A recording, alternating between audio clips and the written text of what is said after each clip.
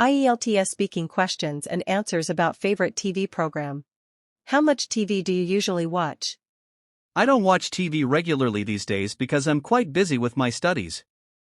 However, I occasionally watch it on weekends to relax. What's your favorite TV program?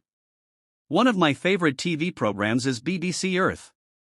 I really enjoy watching nature documentaries because they are both educational and visually impressive. Did you watch much TV when you were a child? Yes, I used to watch quite a lot of TV during my childhood. I would usually spend 1 or 2 hours a day watching cartoons after school. What types of programs did you watch when you were a child? I mostly watched cartoons and animated series. Sometimes, I also watched educational shows that were designed for children. Do you think television has changed in the past few decades? Yes, television has changed significantly over the years. Nowadays, people prefer online streaming platforms instead of traditional TV channels. Do you think television has changed since you were a child?